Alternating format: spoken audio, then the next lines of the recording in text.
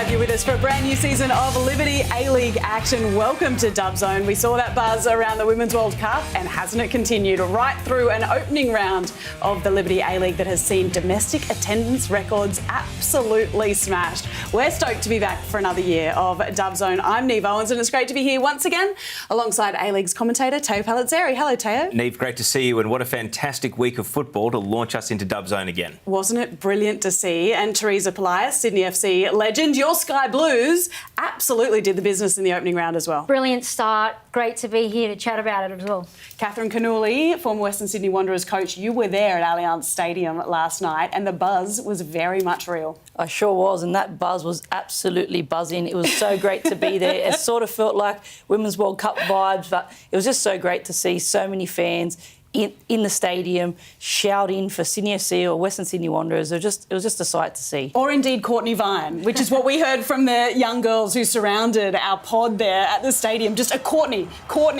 chant all night long. I was still hearing it at 2 o'clock this morning. I was still hearing it too at 2 o'clock this morning. I think they didn't stop chanting Courtney Vine's name. Even when she went down the tunnel after about 15 minutes, they were still screaming and asking whether she was going to come back out.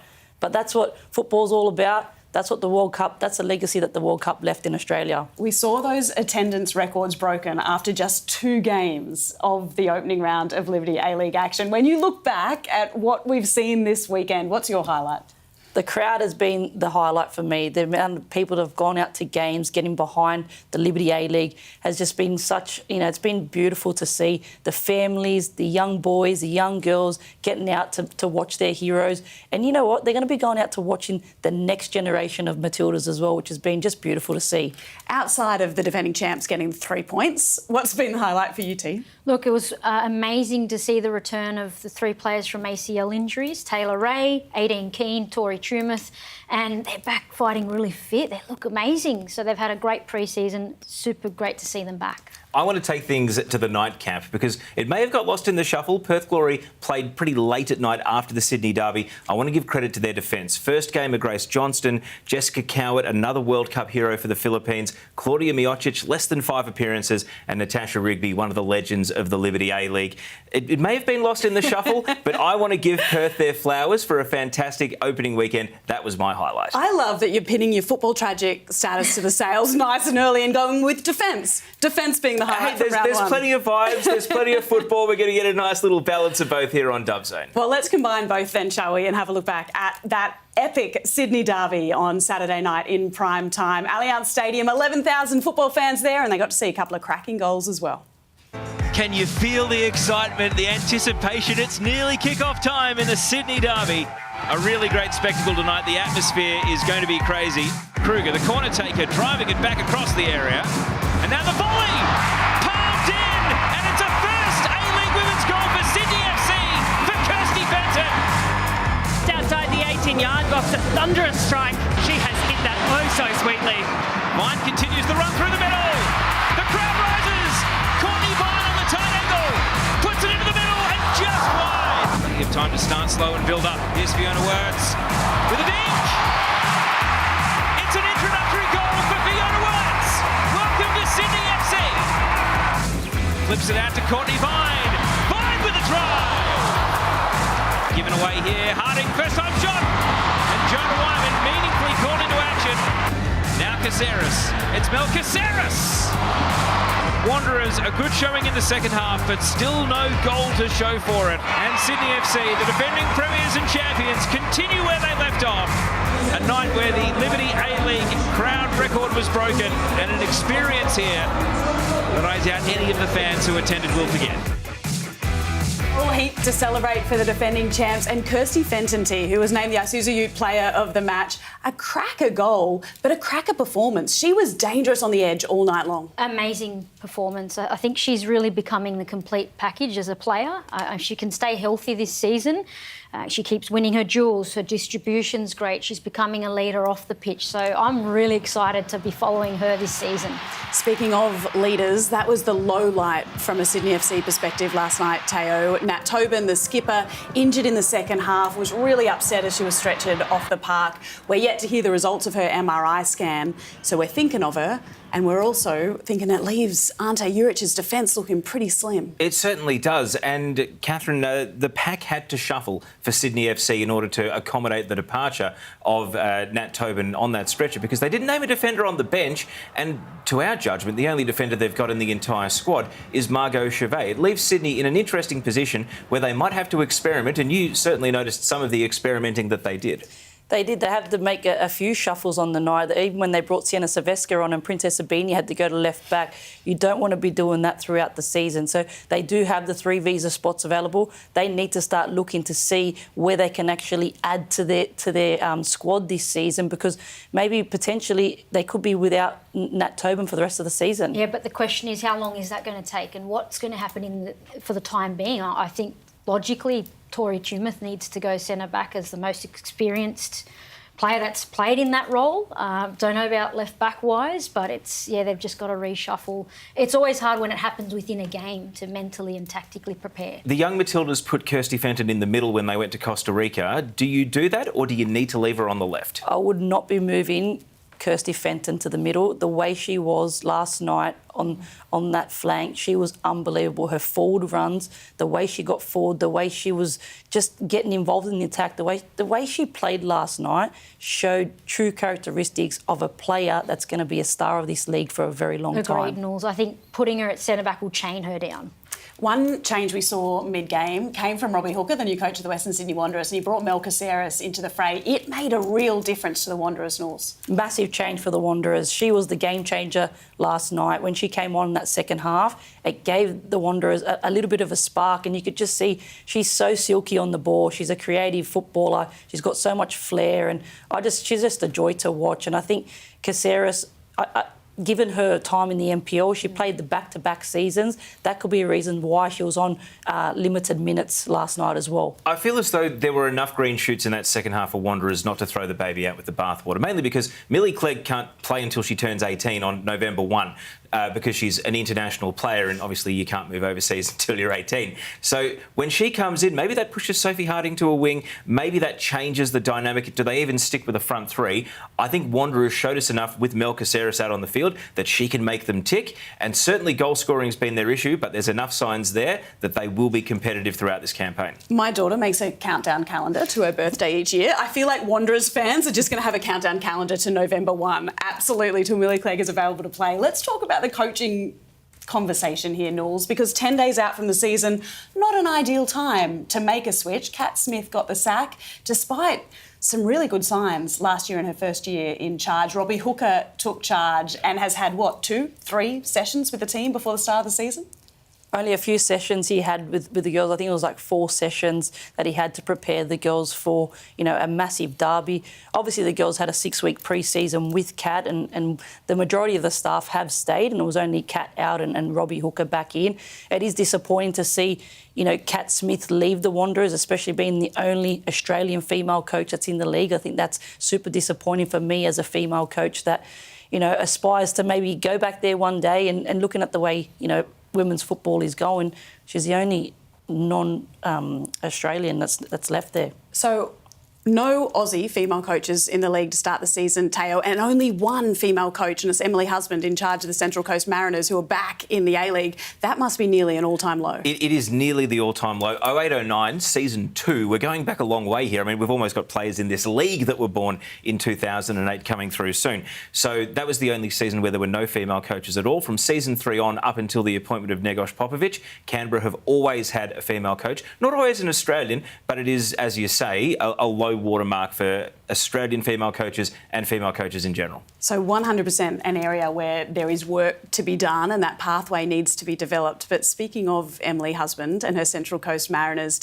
we saw them back in the league. We saw a super impressive crowd there in Gosford to see them take on the Newcastle Jets, an F3 derby with the spice that we love to see, and Melina Ayres, the signing for the Jets. She is a goal scorer, T. Yeah, interesting game after 14 years. Great to see the Mariners back, and there was certainly some spice and a few cards thrown about, and once the Mariners actually had some really good momentum for a while, but once those red cards were shown, up steps Melina Ayres. Fantastic goal, typical striker's goal.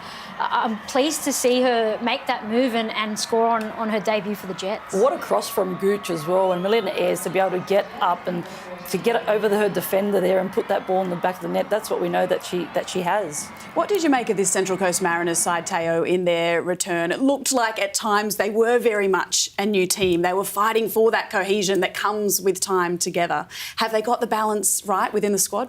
It is too early to tell because Newcastle also played like a team that had turned over half their squad, which was literally true. Set pieces were probably their best opportunity. Roller Batawia came close to following in on the keeper. I feel as though once this team is match fit and up to speed and builds cohesion, they will surprise someone, but it's not an unpopular pick to have the Mariners, struggling. But over the course of 22 games, you could win the wooden spoon with 4, 5, 6 games. And if they win 6 games, I don't think they would finish last anyway. So there's good signs for the Mariners.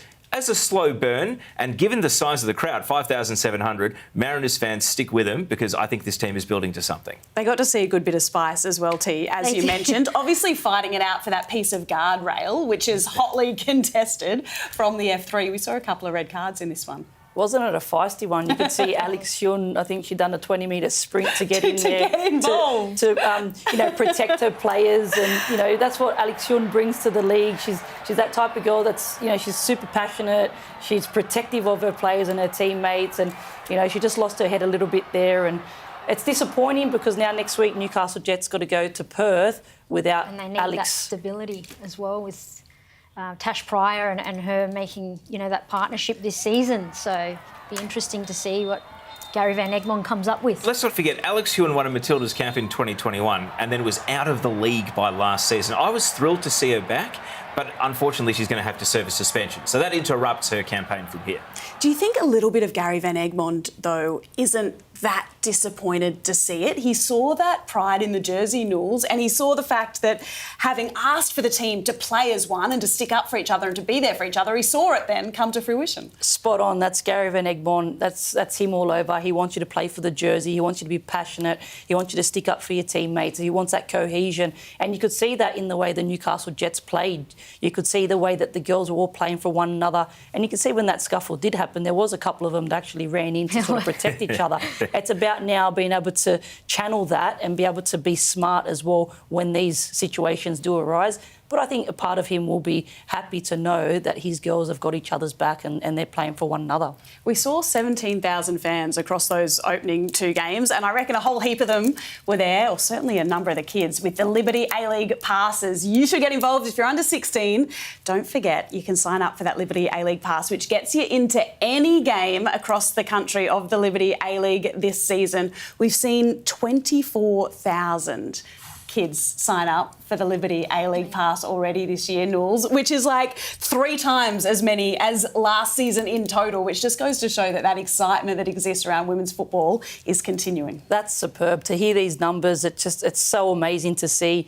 You can just see again, I'll go back to the Women's World Cup and what effect it's made on Australians and young kids from all around Australia. You can just see, I go out to schools as part of my role, and to hear kids talking about the World Cup and talking about the Liberty A-League and wanting to get out to games, I think it's just fantastic. And to be able to give kids this opportunity to be able to get out, how much better does it get than that? We caught up with some of our Liberty A-League stars in the lead up to the season, and we asked them if they could invite just 3 footballers to a dinner party, who those 3 footballers would be. The 3 players that I'll bring to my dinner party would be Barisha, Broich and Del Piero.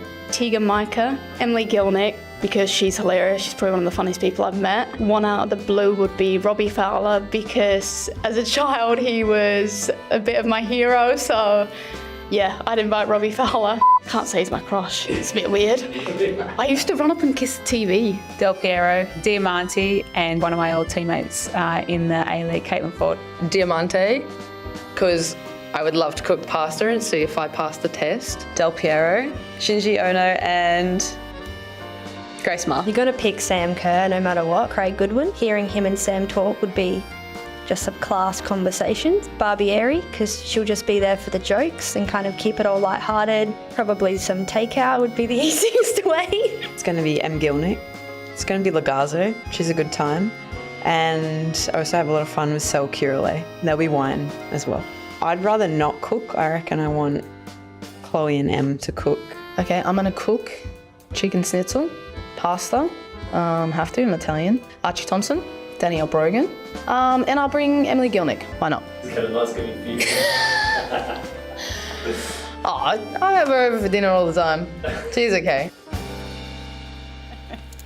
I love that so much, and I'm 100% with KK. There'd be wine and also takeout. I definitely wouldn't be cooking. Who would you be inviting to dinner, Nils? 100%, I'm bringing Del Piero. Oh, proper Italian answer. Funny story, Dolan Warren Awards, when he was playing in the A-Leagues, we were walking in and all the girls came across to want to have a photo with him, and I could just see his wife going, Mrs. Del Piero, saying, look at all these girls wanting to have a photo with my husband, and I just wait calmly in the corner and then pulled him aside at the end for a photo. Honestly, one of the greatest days of my life to meet my idol in Del Piero. Was she rabbiting on, though, in Italian, and you could actually understand everything she was saying? I could, but we won't go there. What time slot are we in? Is this still PG? Exactly. Let's have a look at another game from this weekend, and it's a game that's general admission sold out in a matter of minutes. We saw Melbourne Victory take on Brisbane Roar in Melbourne at the home of the Matildas.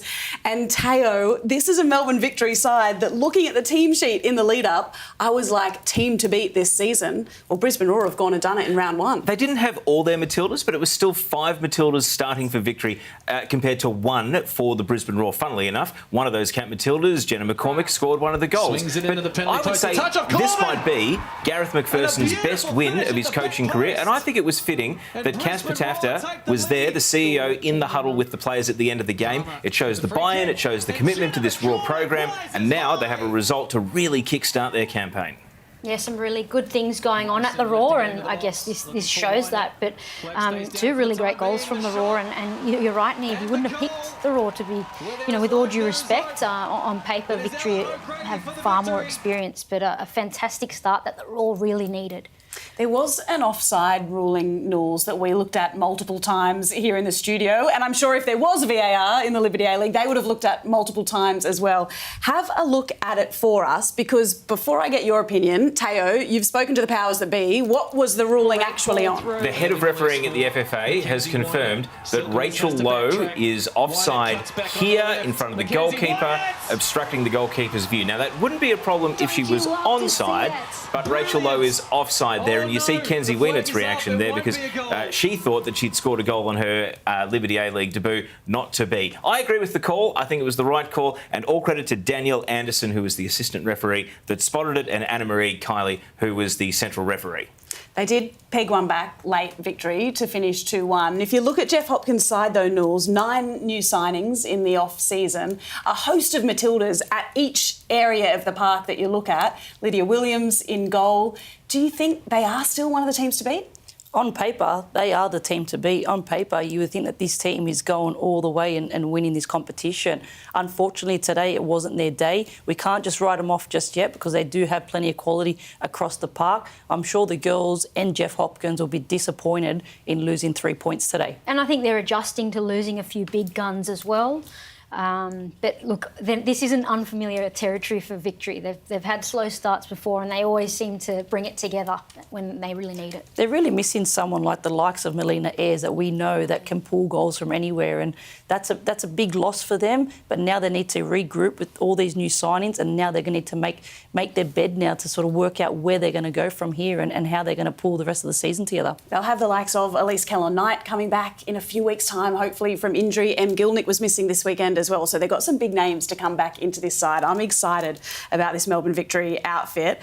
Let's have a look at the West Coast game that you named off the top as your absolute highlight of the round, Teo. You named it as your highlight from a defensive perspective, but gee whiz, there are a couple of cracking goals. The reason that the Perth defence shone in this game is that the attacking chances they had were so low probability to score. Susan Fonsong-Cam's goal brilliantly It's taken amazing. and pinpoint, and then Grace Jale with goal of the week, just striking it with fearsome power. Both of them, were very low XG. This was 0.06 for Susan Fonsong. It's early in the season for XG. That means 6 out of 100 times that goes in. Brilliantly placed strike, and the technique was spot on from both players. In other words, good goals. That's a spot-on goal, and honestly, I've watched Susan Fonsong at training do this 1,000 times over. You would be coming off the pitch and she's still on there practicing and doing this. She's technically such a great player. And here we see Jale as well. What a rocket of a goal that was. Jale is a massive signing for Perth. To get her in Perth colours, that's at least 10 plus goals there for the season for you. Huge signing. But I think if Fonsong can stay fit for the whole season, she'll be the key for Perth. But look at what it meant to that bench. Great start for the Glory. And let's not forget, from a Western United point of view, my mail is Hilary Beale is coming back to Australia. So Alyssa Daloste got to start the season in goal, but Beale is coming back and was fantastic last season. And Chloe Lagazzo didn't play. So we're hoping that those Matildas will return to the A-League Women's and start seeing field time. Yallop, Gielnik, Lagazzo. Two very important players for them to come back, because we know how many points Hilary Beale and Chloe Lagazzo won Western United for them last season as well. You always talk heading into a second season as that second season syndrome, T, but watching this game, they had more shots than Perth, had more shots on target. They created opportunities. They were right in this contest. Yeah, look, I think last season they were a momentum machine. So they've started a little slowly this season. They were the underdogs as well, and they enjoyed that tag. They're no longer underdogs. They made a grand final in their first season, so everyone's out to get them this season. So hopefully they can turn around quickly. I know you're a big fantasy football fan, and we're going to get some tips from you in just a moment's time. But first of all, we did catch up with the players ahead of season kickoff, and we asked them who will notch up the most fantasy points this season. The Liberty A-League player that will score the most fantasy points will be Kaya Simon, Rihanna Policina at Melbourne City. The most fantasy points. Who won it last year? I think Holly McNamara will score the most points in fantasy this year. Courtney Vine. I'm going to go Courtney Vine for the most fantasy points. Minnie, so Policina from Melbourne City. She scores a lot of goals, she takes a lot of set pieces, takes corners, so probably gets a lot of assists and a lot of goals. I actually reckon Rachel Lowe. Hannah Wilkinson, scoring goals for us, assisting. I think the player that will score the most points in fantasy is Tamiki Yallop. I'm going to pick left field, maybe Amy Harrison. So if you score the most points in fantasy, it means you're overhyped. So probably me. I'm overhyped. KK wrapping it up for us there. Holly Mack got a mention, player you're a big fan of as well, Teo. Let us know, after week one, who is the player that you're bringing in for week two? It would be very easy for me to sit here and say, put in players who scored this week. I'm going off the beaten path. I've sorted by the lowest value and the most points for a player that didn't score. And it's a defender, Claudia Chico from the Newcastle Jets. It's time for your fantasy team to go Chico mode. 12 points this week. It's the unexpected answers that we love from you, Teo. Thank you so much. Let's look at the Savos game. Knowles, you were in the commentary box with Grace Gill for this one between Adelaide United and Canberra United. Finished 4-4, 8 goals, 3 pens, a 94th minute equaliser, and you arrived out of breath like you just played it yourself. I was exhausted. That game was end to end. I had a sore neck at the end of the game by going from one side to the other. But there was so many goals, plenty of penalties, plenty of drama. Nobody wanted to give the game up. Vesna Milojevic was absolutely in beast mode today and could have, carried those 3 points on her own if they got them in the end. But she was fantastic. Michelle Heyman, such great scoring machines for Canberra United as well. And at the end of the game, Vesna had a goal disallowed for offside, which would have both won the game 5-4 for Canberra and given her hat-trick. How good is Vesna Milivojevic? She broke out last season. What could we expect this campaign? Milivojevic, I am so sad that she slipped through the Australian ranks and she's not one of our own, to be quite honest. Last season she was the standout for me, and she's obviously continued on the same track. So she's such a good player. I can't speak. For new viewers, she's been capped by Serbia. She's Australian raised, but she's a Serbian full international, and that means she'll never be eligible for the Matildas. She is now, and it is disappointing, but we've got to celebrate that she's playing in the Liberty A-League and what she brings to this league. She's so creative. She's got lots of flair. And she has the work rate today. She worked up and down. She was chasing things left, right, centre.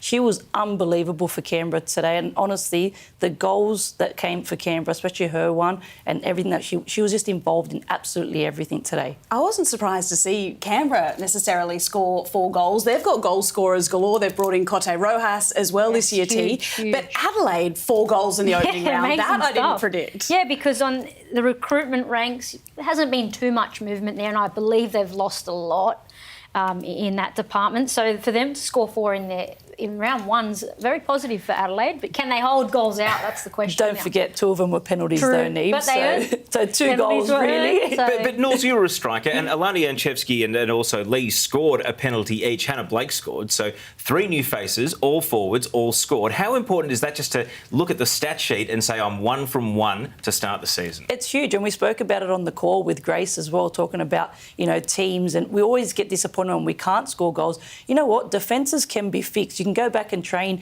that in the training week, but to be able to score goals and get those confidence, that's another side of football, and they showed that harder, today, isn't it? On that end, the scoring goals part, I feel they scored 16 for this season last campaign. They've scored 4 today. Wow. They're off to a great start. They're 25% of the way to last season already. Well, speaking of proven goal scorers, we saw one in action when Wellington took on Melbourne City. Hannah Wilkinson-Teo is exactly the kind of player that you want in your side, because when the ball pops up in the box, she is absolutely going to be there, and she's definitely going to put it away. Look, it was just a poacher's finish, and back at this stadium which New Zealand enjoyed so much during the World Cup, Pollicina there with the shot that was parried into her path. This game was drifting towards a 0-0 draw. Wellington had given a really good account of themselves. Melbourne City peppered in this game, so many chances. Only 5 shots on target though, so they weren't totally accurate, but when they needed a big gun stepped up. A big gun in Hannah Wilkinson. She knows what she is. In the box, she's always there, whether it's with her head or a little tap in. A goal's a goal. And you got to give credit to Pollicina as well. The way she knows, the way that ball comes across her and she hits that first time. Her football understanding and the way she moves in and around that box is just phenomenal. And I think they'll build their chemistry as well. But that goal looked so simple, but the anticipation, the timing from Wilkinson was world class. Back from a Wellington perspective, Teo, they got Paul Temple in charge. He stepped up from leading the academy into coaching the women's side.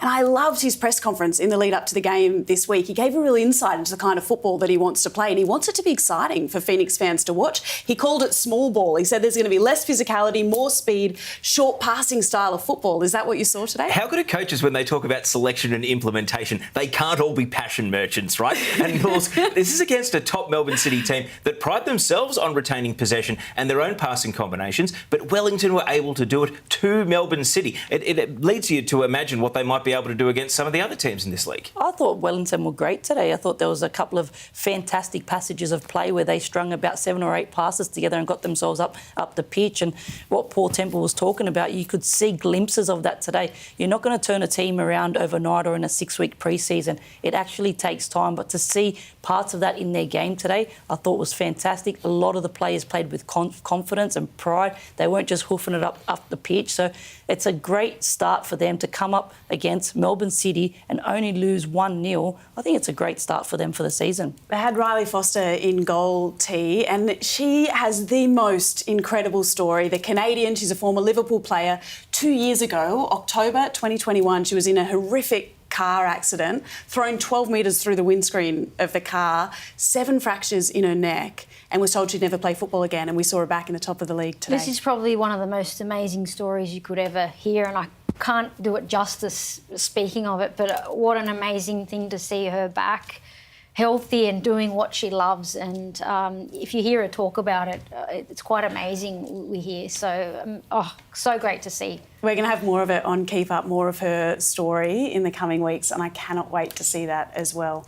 Let's check in with Narlene Masto now, because she's going to bring us up to date with what is happening right across the world of women's football. Matilda star Sam Kerr and Mackenzie Arnold went head-to-head in the Women's Super League. Chelsea's head coach Emma Hayes said Kerr only had 1 week of training, having sustained a calf injury at the Women's World Cup.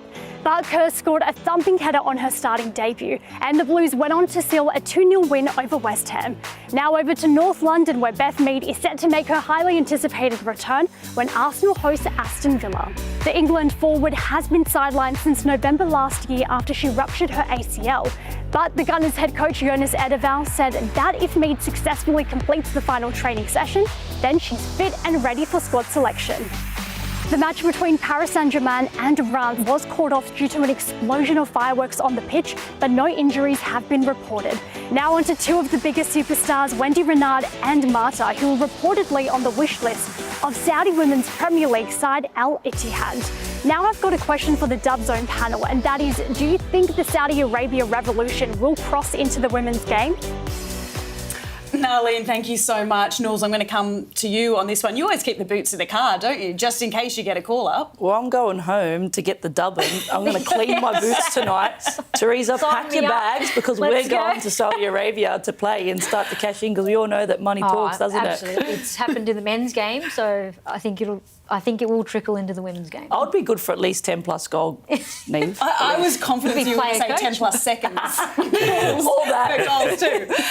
Teo, let's get your top tip for round 2. And no, you cannot select either of these 2 in one of your teams. All right, my top tip for round 2, we have teams playing at home for the first time this season, like Western United, Brisbane, where there should be a great crowd there, Melbourne City against Canberra, which will be exciting, full of goals.